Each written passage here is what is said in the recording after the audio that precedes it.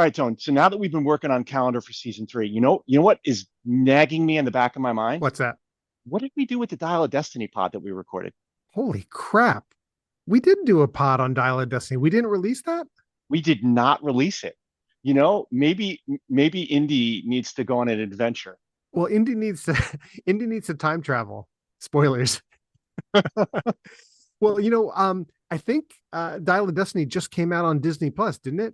It's now on Disney Plus. I think it's a great time to think about releasing it, right? So why don't we just let everybody listen to it? All right. Well, then we'll go back in time and imagine it's the summer and join us for our excellent adventure in the movies with Indiana Jones and the Dial of Destiny.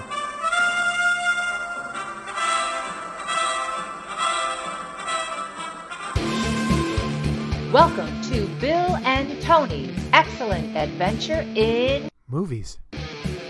Here are your hosts, Bill Fraser and Tony Sartu.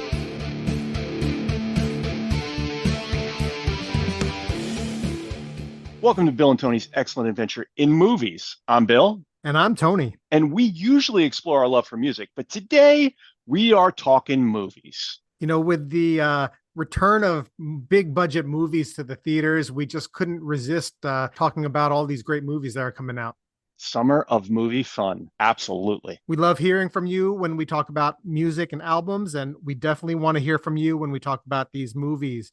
So you can reach us by email at bill@bntexcellent.com or Tony at bntexcellent.com.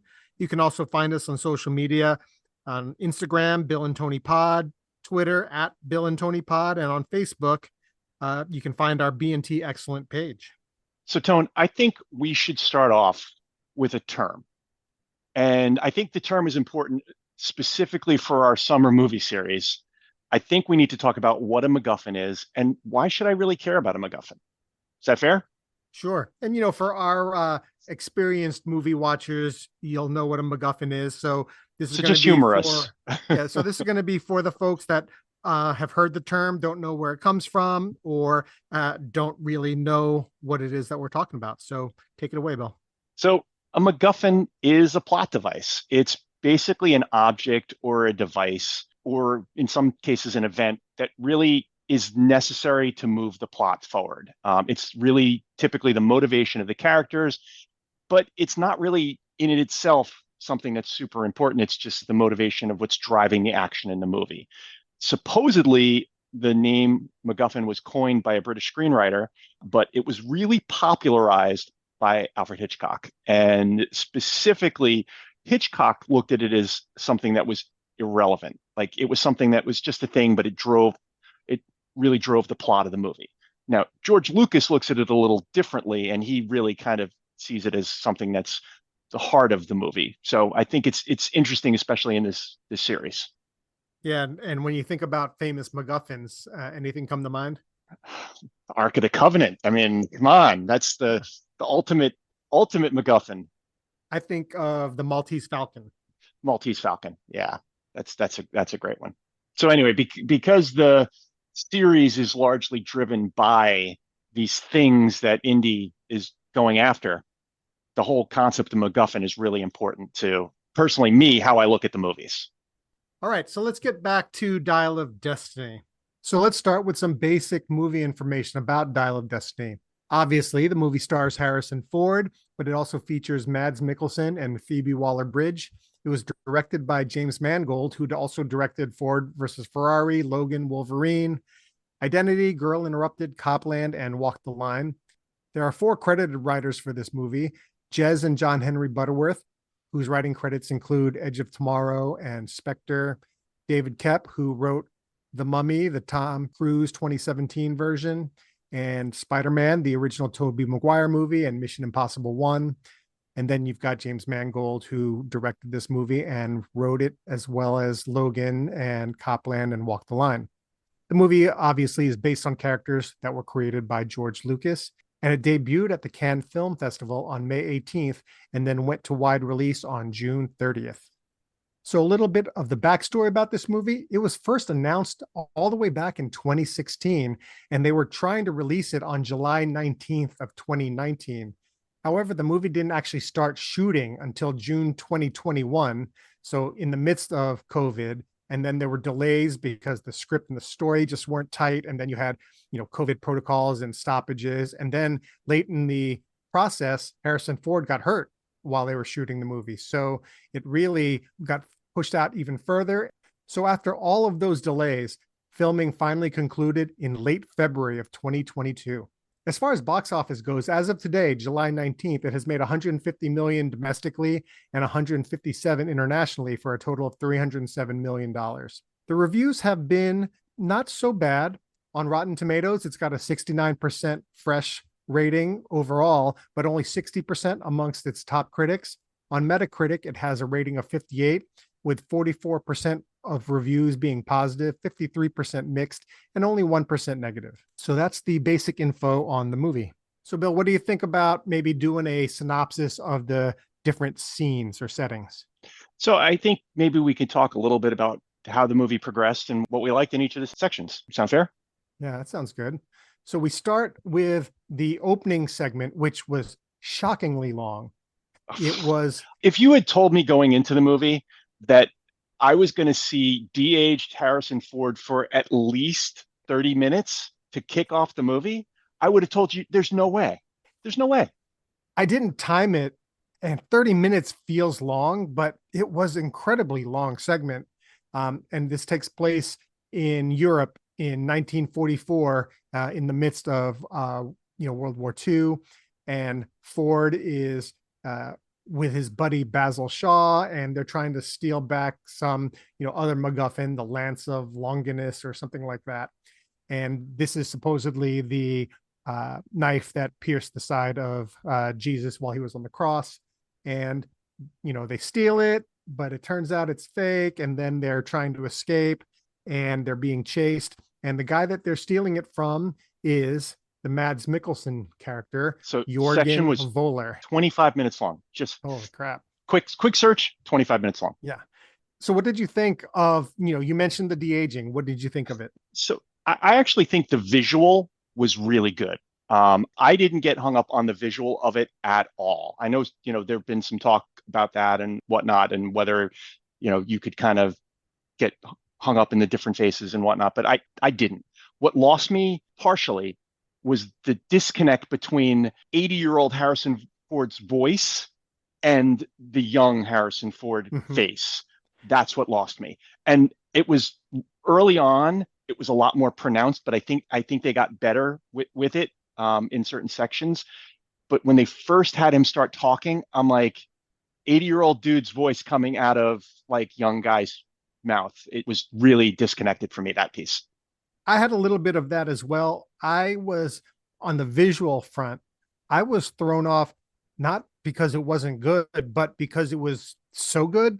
It was jarring. Yeah. It was jarring. Exactly. Yeah.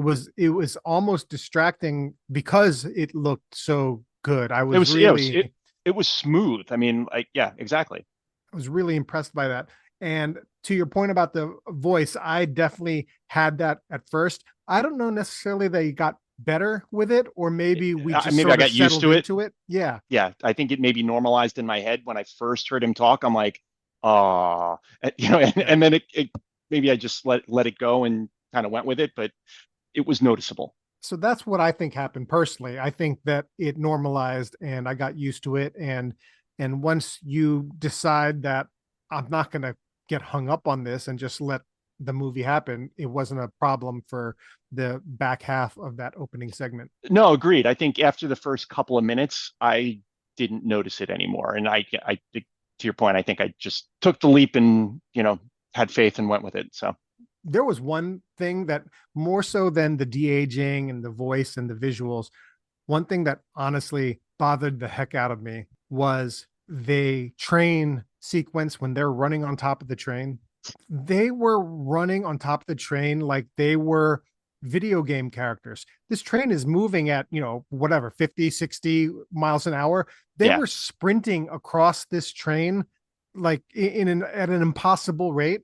And that really took me out of it for a second. I couldn't stop like being bothered by it. I don't know. Did you happen to notice that? It was definitely a little bit video gamey. I agree with that. I feel like that part of it, again, I kind of just let some of that stuff go and, wasn't paying maybe quite as much attention to that, but it was a little fast paced, hectic. Yeah.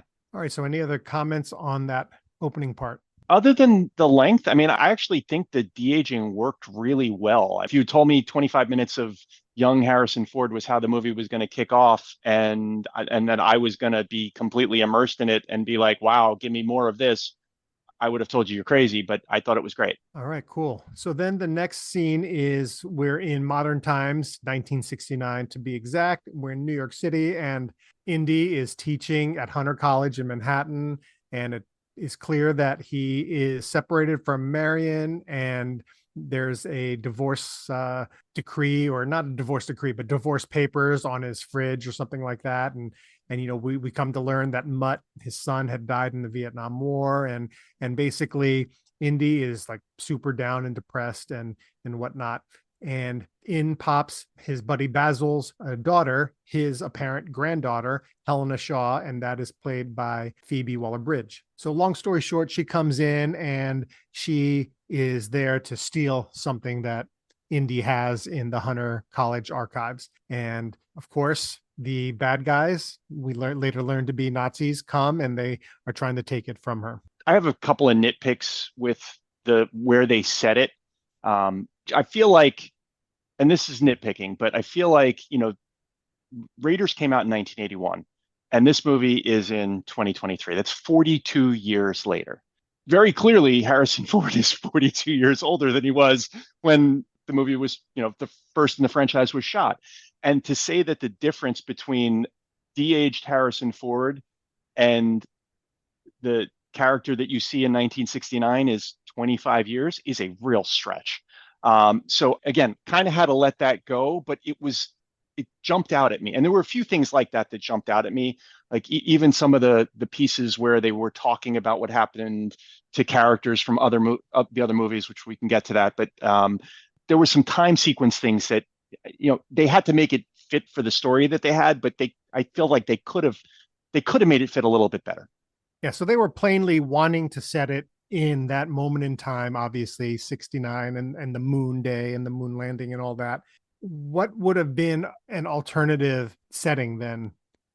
First of all, what would have been age appropriate? Well, because they wanted the Nazi plot device, it was a stretch to not, I mean, they couldn't have gone past that significantly and maybe had that Nazi plot device work as well. But they might have gone to, the couldn't do it today, late because 70s, today would actually work politically, but it doesn't work time wise, right? It's too far away. I mean, they probably could have gone to the 80s, but I think the moon landing and specifically the having the German scientists involved in the moon landing, it kind of fit the plot, but I just kind of struggled with the time difference. I didn't care at all about that. That was not so, I went into it like willing to, ignore all of that because this is just the reality of what we have to deal with. So that didn't bother me in the least. The only other thing I would say with that section, Tone, is the whole him jumping on the horse. If you want to talk where I felt like, some of the CGI was like kind of a little wonky. There were a couple of points there where I'm like, I don't know about this. I liked it. I mean, to me, it's an indie movie. You got to have him on a horse. So since you need to check that box, they checked it. And again, I went in knowing that we were going to have some little bit of wonkiness. And as long as it didn't visually disrupt my experience, I let that stuff go. I was glad to see him on a horse. Fair. Now, counter to that, I loved the way they introduced Wombat and the backstory that they created with the opening in 1944 and then introducing her in New York. I love that. Definitely. I mean, I love Phoebe Waller-Bridge, and she was just absolutely the perfect person to play this part. I'll tell you something else that I really liked, though, and I liked it at the time, but I liked it even more when I went back and rewatched all of the indie movies ahead of tonight's pod. And it was great to see how completely bored and utterly disconnected his students were in his lecture. And then when you go back and watch the first movies, and just how, I love you written on their I love eyelids, you. and things like that. The young, yeah. I mean, that was one of the things I think they did really well about, how where he is in his life, how he feels about where he Mhm. is in his life. It was an arc in the movie, and I felt like that was really, really well done. So I agree. I think that was actually a really thoughtful piece of how they told the Yeah, story there. that might have been my favorite part of that whole New York segment, was just seeing the where he was in his life now, as demonstrated by his classroom scene. Yeah. The only other thing I would say is you've got, de-aged Harrison Ford, um, in 1944. You've got Mads Mikkelsen in 1944, and then you've got a not too different Mads Mikkelsen in 1969. So that just for me amplified the fact that it was like, dude, you're playing with the time here. I definitely hear you, but same answer there is, I just let it go. And also, we're dealing with actors that I like to see on screen. So give me Mads and Harrison doing whatever, and I'll watch it, anytime. So I'm just Yeah. being critical because, overall I enjoyed the movie, but I'm just trying to find places where, there were things I thought about while I was watching it. So Oh, I just remembered something else that was really actually almost heartbreaking, was the scene with Salah, where, his buddy from the first three movies, and he's got the big, loved bringing him back. Loved bringing him back. That was but it was, tremendous. I loved bringing him back, but it was more than just a Easter egg or callback or whatever. It had a really poignant thing to say about the American experience. Oh, I mean, 100%. Yeah. About what his life was like. And he's talking to his grandson and whatnot. yeah, well, Absolutely. thinking back to, he had that big house and that big family. He was obviously an important man back in the day, and now he's what, like a cab driver living in a crummy apartment in New York, And thrilled to right, be there. and just really just a great exemplification of the American immigrant experience. I thought that was really well done. Yeah. All right, so anything else for New York? I think we hit on the high points for what I thought happened in that section. I mean, I think it set up the rest of the movie, because, you introduced a key character, you made the connection, you baited the hook, so to speak, and the movie really progressed from there. Okay. So now we go over to Morocco after Helena / Wombat has stolen the artifact, and now she's going back trying to sell it on the black market. And we get introduced to another sidekick. We do like our sidekicks, and this one is a kid named Teddy, who's Wombat's sidekick, and helping her steal things and sell them, and they're partners. What did you think of that whole section? For me, the section where they had the race on the streets of Morocco was phenomenal. In that Mhm. little tiny vehicle, and they kept changing who was driving and fighting and jumping between vehicle, Indy, 80-year-old Indy jumping between vehicles and whatnot. I thought it was phenomenal. Loved it. Absolutely loved it. For me, give me more of that. The horse I didn't need. That I loved. That was really well done. And I don't know how much of that was CGI and how much was that just old fashioned great stunt work with good stunt doubles. But that did not, I didn't have any trouble with that at all. That car chase scene. I thought it was one of the better chase scenes I've seen in a little while. I thought it was excellent. Okay. Anything else on Morocco? If not, No. let's get to, I don't know if, I guess it's the Mediterranean, if it's coastal Greece, but out on the water. Speaking of chase scenes, I have to tell you, this was the part that I thought they could have cut out, practically could have cut the whole thing out if they wanted to. If they wanted to shorten the movie, that section did not And need they to be there. needed to Completely shorten agree. this movie. Yeah, no, agreed. And I didn't feel like it really did much for the plot at all, other than you've got Antonio Banderas, right? So you got, without that, you don't get Antonio Banderas. And I don't know what purpose he played in the movie other than being somebody that Indy supposedly knew back in the day. And then He played no purpose because we have no history with him, because he's a new character introduction. We don't get to get the charisma of Antonio Banderas. He could have honestly been played by any anonymous actor and we wouldn't have known any different. And it was a waste of a great actor in my mind. Like if they were going to use him in the movie, they could have put him like in a more meaningful role. And So then, going back to chase scenes, then we have the underwater chase that was just not, there was no payoff. It wasn't exhilarating or exciting, and it was kind of draggy. The whole section, again, I don't know how long it was, but it felt like 20 minutes. yeah, that was a longer section, and it kind of didn't serve a whole lot of purpose for me. So when I got back, I checked how long the movie was. It was about 2 hours and 45 minutes. And then I looked up all the previous four movies. The longest was something like 206, the longest. So Yeah. this was 40 minutes longer than the longest previous indie movie. And it felt it. It felt it right here in this part. I just was like, oh, what are we doing? All right. So anything else on this segment? The only thing that I think it affirmed is it kind of affirmed Wombat's bona fides with regards to how much she actually knows, with regards to the archaeology and the ancient languages and whatnot. So I think the piece where she does the translation in that scene on the boat, I think it really confirms that she really is very knowledgeable. She's her father's daughter, and she's not just this thief. She's somebody who's got a deep knowledge of what's going on. You know what, that's a fair point. And also their escape from the boat is critical to have Wombat in action there too. But I guess that just, to the original point, we could have done all that without the underwater They could have stuff. figured out another way to have her kind of show her partnership affection for Indy and confirm that she knows what she's talking about. They could have figured out another way to do it, in my mind. Yeah.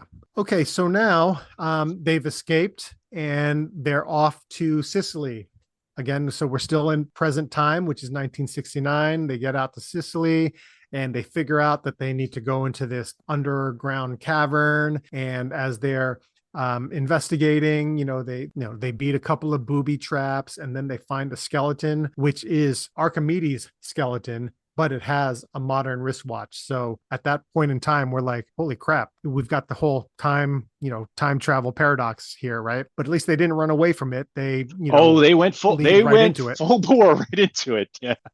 What we learn is then, so they find what they're looking for, and then Mads Mikkelsen and his Nazi crew finds them, and we get to learn what his real plot is. Now knowing that the writers some of them have been credited and, writers on Edge of Tomorrow, it kind of makes a little bit more sense. Like some of it makes a little bit more sense of how they did the whole plot device and did all of the time travel components and whatnot. I love time travel as a genre. It's one of my favorites, probably my favorite genre in movie, TV, whatever, books, everything. I love it. I don't love when they get into the paradox stuff too much. I think that kind of, you need to have your way of dealing with it. And I didn't love the watch there. I that kind of bugged me. Well, I can't say that I disagree with you, but I have come to, accept the natural problematic story issues you get with any time travel show or movie. And granted, the best ones handle it well, but I, like you, I enjoy it. And I just say it comes with the territory. If I want to have this story, then I need to look the other way on some of that stuff. So I mentioned that we learn of Mads's ultimate plot. You want to sum that up for us? Yeah, so basically he wants to go back into 1940s Germany and get it right and, basically take over for Hitler. So he dresses up his cronies as Nazis, and they're planning on taking the Antikythera and basically going back and running it back with the team. So that's my favorite part of this segment, because, the classic go back in time question or answer is, oh, well, would you go back and kill baby Hitler? Right. And his answer was, yes, I'm killing Hitler. I'm going to do it better. I'm killing Hitler. Exactly. But not because he was bad. It's because he was bad at his job. All right. So anything more on that segment? Yeah, I mean, I think that there were components of that segment that were stretches. I mean, I think the running around the cave and the finding the different things was cool, but I think that there were components of it where it's like, oh, for goodness sake, they made it a little too easy to follow them, and well, I don't know, it just there were things that were a little kind of like, oh, come on, A really? little clunky, Yeah, right? yeah, a little clunky. Yeah, no, I definitely agree. All right, so now we are time traveling. We're in a plane and they are trying to, or Mads is trying to go back to like 1939-ish to kill Hitler. But it turns out they end up going back to 212 BC, the siege of Syracuse. And of course, Indy can speak to Archimedes, right? He just knows it like off the top of his tongue. He can speak it. Yeah, but so after rewatching the prior movies, it is comical that he can basically speak any language ever, ancient, modern, Asian, Central American, whatever it is, he can speak it. Exactly. So this has been established. This is canon. He can do this. So of course speaking ancient Greek or Latin, And Wombat understood easy. it too. So like Yeah. clearly she's like she inherited it from somewhere. Yeah. So comments here. This was a little dicey. The CGI was not great. The arrows at the plane, I like the CGI was clunky in that section. Yeah, I almost wish that they would have just skipped all that. I mean, did we need that? No, I don't think we really did. And I think really them going back in time, I mean, effectively they needed to kill the Nazis off, and they needed to, with the time travel gimmick, they needed to get Indy and Wombat to interact with Archimedes. Absolutely. But they could have done it a little differently in my mind, and they could have done it in a way that they figured out a way to kill off the Nazis and not have the CGI nonsense and whatnot. I just kind of struggled with it. I agree with you. It's just like that stuff on the boat. You needed to hit a couple of things that were critical to the story and the the character development, but the plot, a lot of the extraneous plot and action was unnecessary. 2 hours and 45 minutes. We didn't need all the air battle, with the dragon and ancient Syracusans. So yeah. Too much unnecessary. Too much unnecessary. Agreed. I think the piece for me that worked in that section was the fact that Indy wanted to stay, and the fact that he wanted to stay. I have no place in the world anymore. Like he was like the lowest in the low, and thought that the way that they played that section out, where Wombat knocked him over the head and brought him back, was just the right way to do that section. And like, if you're going to have him go back in time, use it as a lever to basically talk about his hero arc journey over these 5 movies and where he feels like he is at that point in time. And I thought that really summed it up really, really well. Exactly. No, that's all we needed from the time travel piece, was just that last part, because it brings us back to he's a man out of time. He was out of time in 1969, and he felt like back in 212 BC, he was more at home there than in 1969. So absolutely critical that we have that, that scene. That's the whole point of the whole thing. But it was all the stuff before that was completely unnecessary. Yeah, and I understand the whole, going back to the 1969 caves, finding the watch there, and then having them go back in time and interact with Archimedes basically meant that Indy has been a part of history all along. Like I get that, and that's kind of cool, but I don't know. So you made me think of something there. So and I didn't think about this until just now, but so when they're on the plane before they go back in time, and he's giving that whole plate tectonics, continental drift stuff, do you think that Indy really believed it as he was saying it, or do you think that he was just making stuff up to mess with Mads? I took it as he really believed it, and he knew they weren't going to end up where they planned, and that he wasn't messing with Mads, that like he really believed it. So that's what I thought too. But now, as I'm thinking about it, talking to you here, the fact that they saw the watch and he clocked the watch on the skeleton, is it possible that he knew that, the implication there is that, they're going to go back in time? He knew explicitly that they were going to go back in time and where they were going to go back in time. Yeah, but see, that's what I mean, because Indy, what he was saying to Mads on the plane, he wasn't saying that they were going to go back to 212. Do you think that he knew that that's what they were going to do? But he was just saying that your calculations are wrong, but he actually knew, not only did he know that the calculations were wrong, but that they were actually going to end up where they ended up? Yeah, I mean, thinking about it Is now, that how you took it when you were yeah, that watching was it? how I took it when I watched it, and it's Okay. kind of where I am now still, because I think, Yeah. again, going back to the watch of it, in the moment, he's like, he saw the watch and he was trying to like, what the hell does this mean, whatnot, and then he's on the plane and he's realizing what's going on, and he's like, you're not going to wind up where you're supposed to, and I think he's connecting the dots in his own mind of, shoot, we wind up in 212 BC, and this is why plate tectonics and move blah blah blah. Oh, you're wrong. So I think that's what. Well, so that's my point is like, I feel like he was making up the plate tectonic Yeah, I stuff. mean, well, that piece, That's what I yeah, meant. Yeah. maybe he was making up that piece, but I mean, I I, think he knew that the but he knew, calculations were right. wrong or whatever. Yeah, exactly. Right. So that's the part where when I watched it, I thought that he really believed that. But now I'm thinking about it. I think he was just making up some BS excuse to say you're not going where you think you're Yeah. going. All right. Well, anyway, so now Helena's knocked him unconscious, and now we wake up and we're back in New York City, 1969. And Helena and Teddy and Sally are there. And guess who else shows up? But Marion Jones. So my favorite thing about this movie is how they ended it. I love how they ended it with basically him moving on with Marion and going to move past things, and the journey that he went on and not feeling like hopeless at the very end. I thought it was great. I think basically the fact that they'll figure out a way to get through their loss, they'll figure out a way to move forward. And I really like that as an ending. I agree. And I really think that the criticisms that we have had, and like many of the critics and other people have had, I think they're valid, but I think that the emotional beats and the character arcs that they were going for all made sense, and they were really well executed all across the board. Yeah, no, agreed. And I mean, the whole point of the pod was to talk about the movie and the things we liked and the things we didn't. On the whole, I really liked the movie. There are pieces that I would have done differently. There, just like when we talk about an album, there are songs that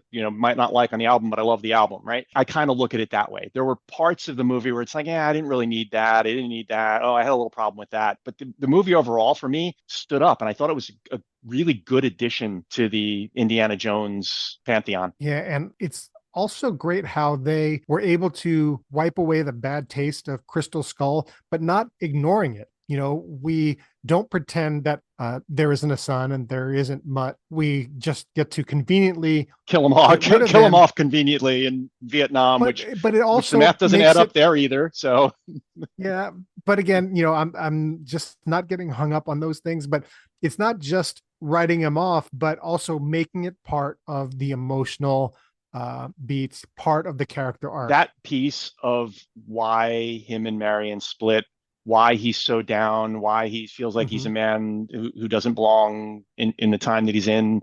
It was very heartfelt. It really was. The ending was, for me, was moving. Yeah. So overall, anything that you want to say just overall? Yeah, no, overall, I mean, I went into it not knowing what to expect. You start off with the really long de-age sequence, which I'd heard they did de-aging, but I wasn't sure where and how long it was going to be. It wasn't expecting it at the beginning of the movie at all. That was jarring. Yeah.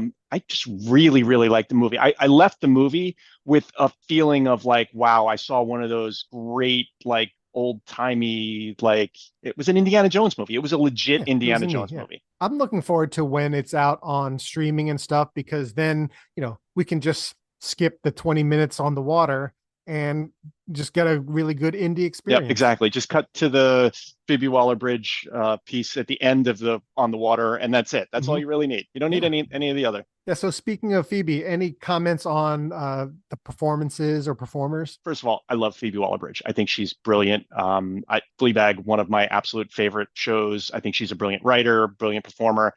I love her in this role, and I love that she established herself as somebody who could be a leading, action type star. Like, I thought she was brilliant. I thought she was absolutely perfect. The whole wise ass, smart remark. I mean, she like really was so spot on of what you get from, like, young Indy, that wise guy. And she had the great dynamic with her sidekick. And, I thought she was great. I'm not anxious to see Indiana Jones without Indiana Jones, but I mean, I think there's a real, like, world where I'm interested in seeing Phoebe Waller-Bridge do more movies like this.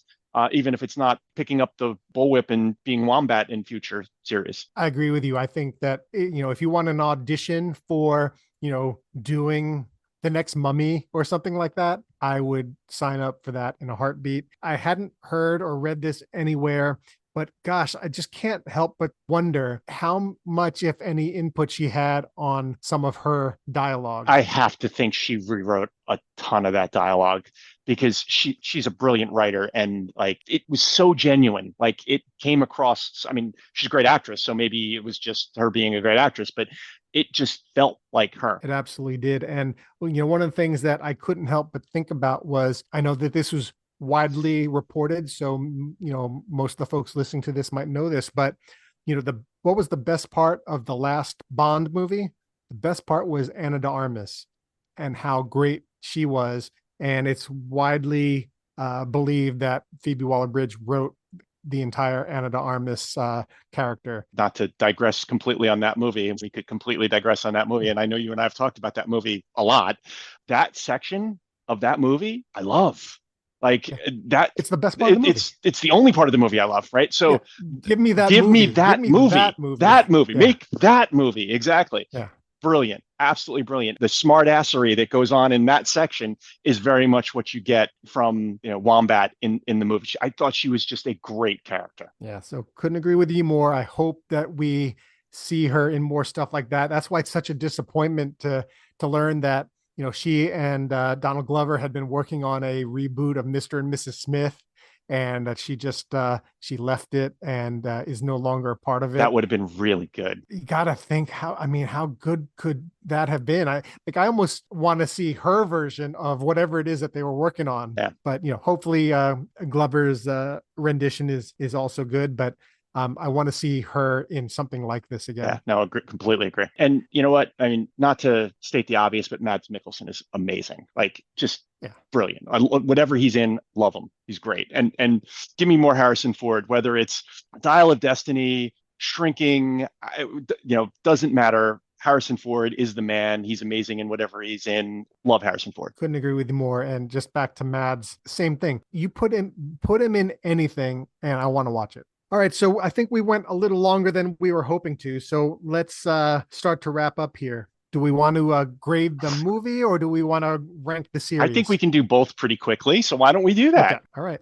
Well, how do we grade movies? Well, you know what? I don't think we've explained this because I don't think we even graded the Top Gun Maverick episode. I think we gave it 10. Did we? Yeah. I think we did like 10 out of 10. Yeah, we might have done 10 out of 10, which is just, I don't know. I think that was just kind of a cop out and kind of lame. Yeah. So I think what we agreed, Tone, is we're going to basically out of 5, and we're going to use the movie theme to basically decide what we give the movie. And, it's Indiana Jones. So I think we got to rate it at 5 out of 5 what, Tone? It's got to be, well, there are 2 choices. It's either fedoras or bullwhips. I'm thinking bullwhips. I think bullwhips. Yeah. Yeah. So we're gonna rate it out of bullwhips.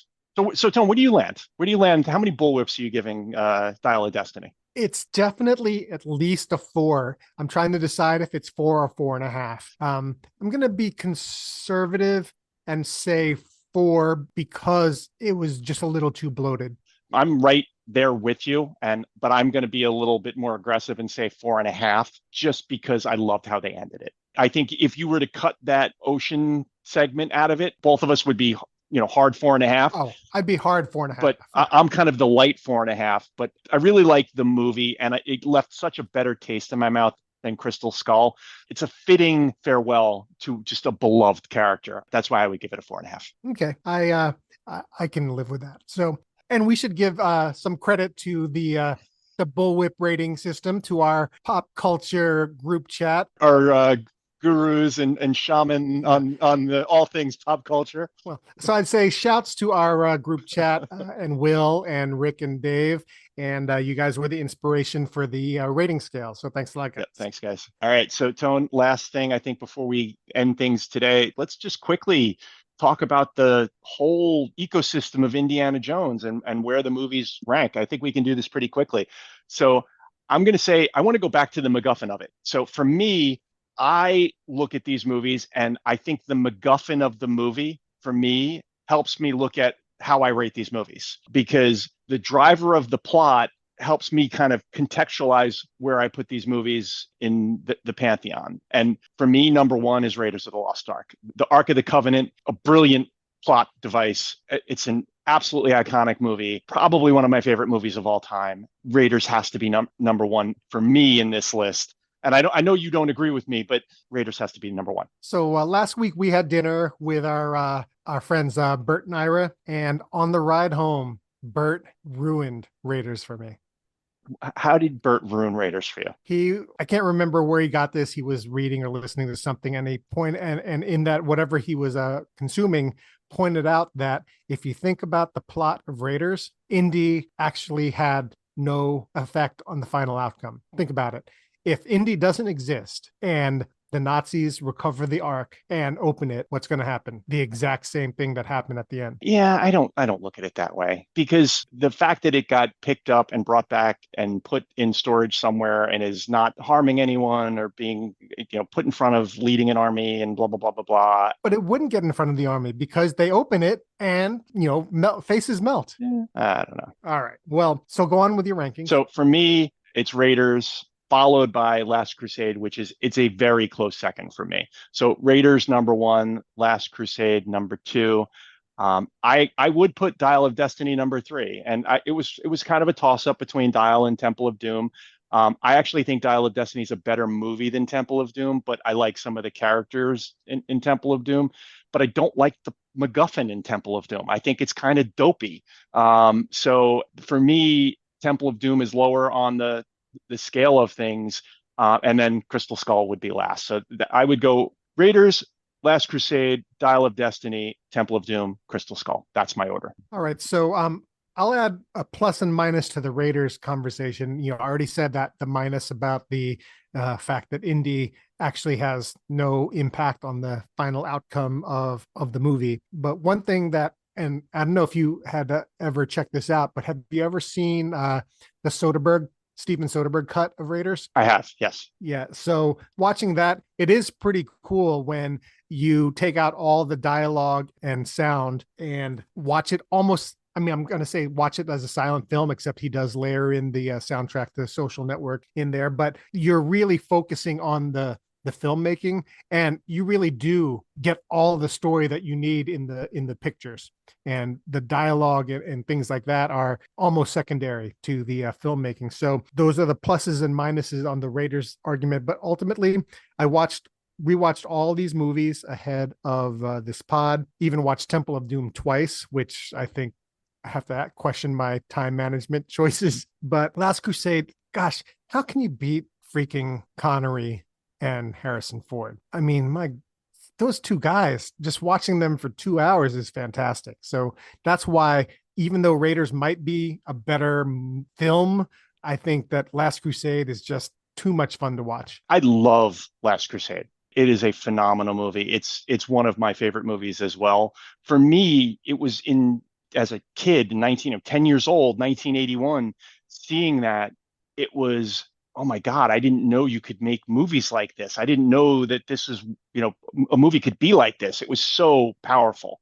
So, yeah. So I think that 1A, 1B is a fair thing to say, but if I had to pick, I'm going to say Crusade and then Raiders and then Dial of Destiny, Temple of Doom, and Crystal Skull. I know we're trying to wrap up here, but I only learned this, preparing for this pod, and all my life I had been like, why would Spielberg put his girlfriend into this movie? And then, I get why. I thought I understood why. It's his girlfriend, and he wanted to get his girlfriend in the movie. And that's all my life. That's what I thought the rationale was. It wasn't Spielberg's call. It was Lucas. It's interesting. Lucas said that Spielberg wanted to bring Marion back, and Lucas said, no, Indy is always going to have a different woman every movie. So it was Lucas who insisted that they cast somebody else.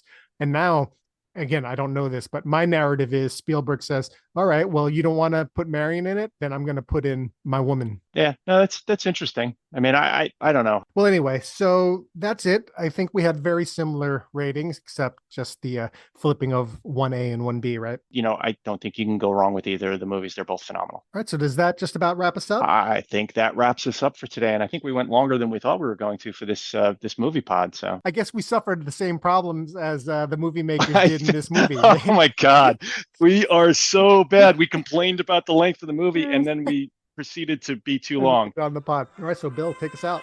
All right, everybody. Thank you for listening to Bill and Tony's excellent adventure in movies today, and we can't wait to be back with you. And we really appreciate you listening. Until next time. Talk to you soon.